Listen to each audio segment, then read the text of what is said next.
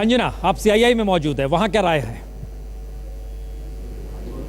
बिल्कुल यही जानने की कोशिश करते हैं प्रसून। हम सीआईआई में इस वक्त मौजूद हैं और सीआईआई के प्रेसिडेंट हमारे साथ मिस्टर अजय श्रीराम यहाँ पर मौजूद हैं, जो कि चेयरमैन एंड मैनेजिंग डायरेक्टर हैं जीसीएम श्रीराम लिमिटेड के। हमारे साथ एक और खास मेहमान यहाँ पर जुड़े हुए हैं, जीवी संजय रेड्डी जी, जो कि वाइस चेयरमैन है जीवी के पावर एंड इंफ्रास्ट्रक्चर लिमिटेड के। इन दोनों से समझने की कोशिश करते हैं कि अजय साहब, इस बार जनता चाहती है कि अरुण जेटली जी बस सांता क्लॉज की टोपी लगाएं, जादू की छड़ी घुमाएं और मोदी साहब वाले अच्छे दिन दरवाजे पर आ जाएं।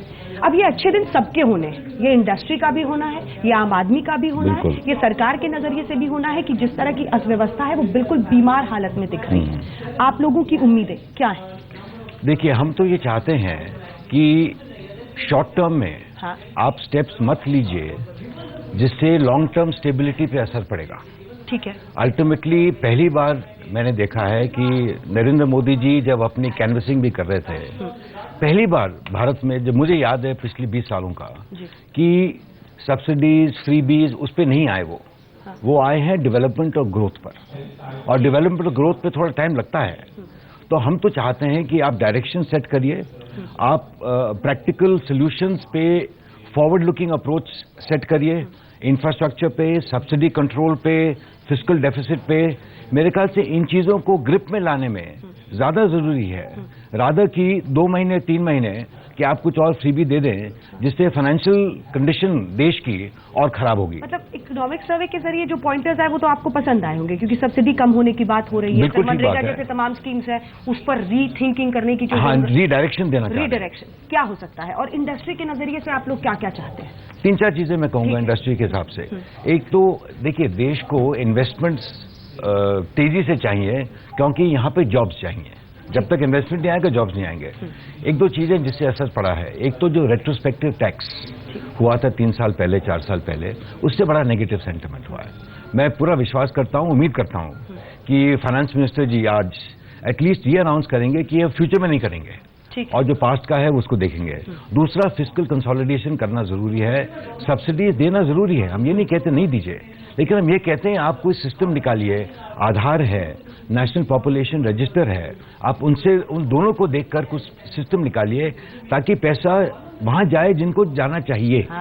जो डिजर्विंग बहुत बहुत महत्वपूर्ण 2 बिंदु आपने कहे। एक तो रेट्रोस्पेक्टिव टैक्स आप चाहते हैं कि उस पर एक कंक्लूसिव ऐलान हो कम से कम फाइनेंस मिनिस्टर की तरफ से, वो इंडस्ट्री को बहुत धक्का लगा, वोडाफोन और पूरे मामले में सबने देखा। और दूसरी बात आप कह रहे हैं कि सब्सिडी जाए तो सही तरीके से जाए और उसी को जाए जिसकी जरूरत है, और एक टाइमबद्ध तरीके से उसको धीरे धीरे घटाया जाए। तीसरा मैं एक कहूंगा, एक छोटा सा, कि एक मैन्युफैक्चरिंग की तरफ फोकस देना चाहिए, क्योंकि वहां पे जॉब्स क्रिएट होंगे, तो वो बहुत जरूरी है। आप चूंकि पावर एंड इंफ्रास्ट्रक्चर से, और इंफ्रास्ट्रक्चर सबसे महत्वपूर्ण है, हम जाते हैं अलग देशों में तो देखते हैं कि किस तरह से इंफ्रास्ट्रक्चर पिछले दशकों में कहां से कहां पहुंच गया है, और हम उसमें कहां रहे, ना हम स्पीड की ताकत समझ सके, ना हम इंफ्रास्ट्रक्चर किस तरह से बढ़ाना उसकी ताकत समझ सके, और इसीलिए आज इतना हैंडीकैप्ड फील करते हैं।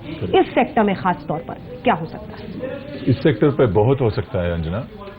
लास्ट 2-3 इयर्स तो बहुत मुश्किल था इंफ्रास्ट्रक्चर सेक्टर के लिए, और वो प्रॉब्लम्स बहुत थे, 1 या 2 नहीं, पर वो फिक्स करने के लिए बहुत मुश्किल नहीं है, क्योंकि गवर्नमेंट क्या चाहिए, कोऑर्डिनेटेड वे में काम करना है सब मिनिस्ट्रीज, एंड सेकेंडली वो इंटेंशन जो है, if they have a very clear intention कि ये फिक्स करना है, बहुत इजी फिक्स कर सकते हैं।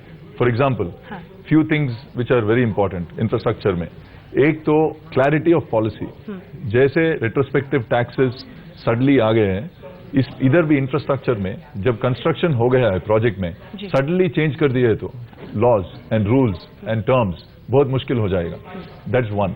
Second thing is dispute resolution. Infrastructure में गवर्नमेंट से कॉन्ट्रैक्ट्स होता है, बहुत डिस्प्यूट्स आ रहे हैं, वो कोर्ट्स में रिजॉल्व करने के लिए बहुत साल हो रहे हैं, इसीलिए dispute resolution, quick dispute resolution, 3 to 6 months, separate court, separate tribunals, पूरा डिस्प्यूट्स रिजॉल्व करना है। Third most important, financing. Infrastructure projects में बहुत लार्ज इन्वेस्टमेंट लगता है, उसमें थाउजेंड्स ऑफ करोड्स।